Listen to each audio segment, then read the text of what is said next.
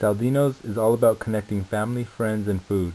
By providing quality products, great customer service, and an impeccable amount of respect and care for the associates, Saldinos has a reputation of being more than just another food service distribution company. In the past, Saldinos has had issues regarding safety in the workplace. Injuries have occurred by way of strains from material handling. Currently, the company has addressed safety issues through traditional means such as conducting meetings, having specialized training for drivers and warehouse workers, and showing instructional videos. Injury claims have resulted in financial expenses and leaving management questioning why so many injury claims are occurring. Along with safety, communication has also been a concern for Saldinos. Information is given to managers with the expectation that it will be trickled down to all levels of associates. However, there have been issues about flow of communication and that information is not being shared properly. Our first recommendation for Saldinos would be to evaluate the injury rate and identify if it is greater than the national average. In 2010, the Bureau of Labor Statistics recorded 4,547 fatal work injuries. There were 12.1 injuries per 100,000 full-time workers and 3.6 non-fatal cases per 100 full-time workers in transportation and warehouse industry. Even though safety claims have decreased recently, it has not been enough to satisfy management. In general, the leading causes of work-related injuries include errors by employers and employees.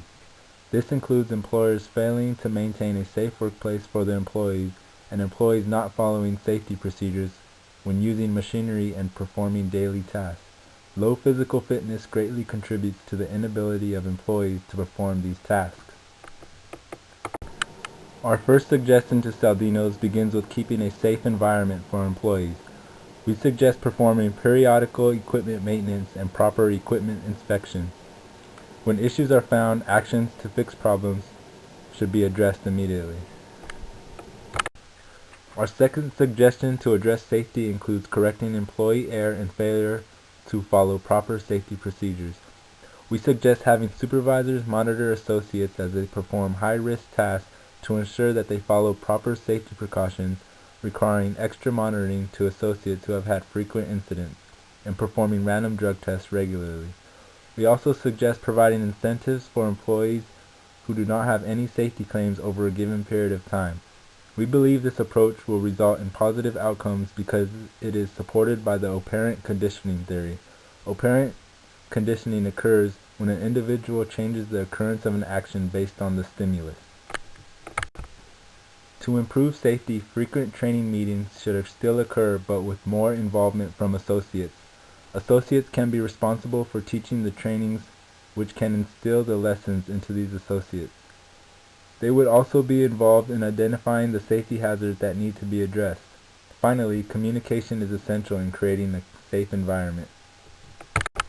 We wish to address safety in the workplace as well as prevent injuries by way of fitness and health.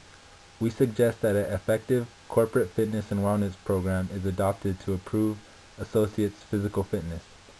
Fitness companies, including GB3, offer such programs. Major corporations have had positive outcomes from implementing such programs. These major companies include Coors Brewing Co. and Coca-Cola. To address spreading more information on health, we suggest incorporating a health section into the company newspaper, which will be addressed later on in this presentation. Saldinos' communication is strong in some ways, but there are a few issues within the organization. Saldinos wish to establish a shared purpose throughout the company. This purpose is connecting family, friends, and food. However, in follow-up meetings, it was found that only a few people actually knew what the purpose was. To resolve these issues, we suggest Saldinos create an internal newspaper and place more importance on memos.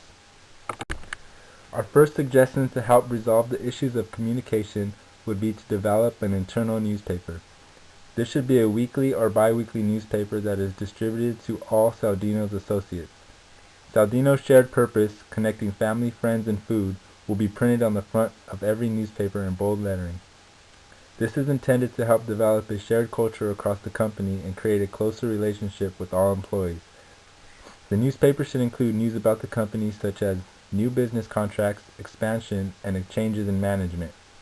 It should also have an employee opinion section where employees can feel free to submit their opinions on management, new ideas, safety issues, and any other concerns.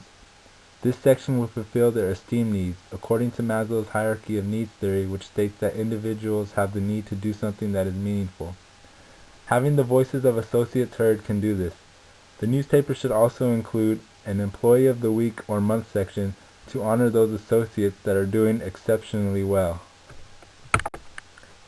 Memos would still be an important tool to assist with communication.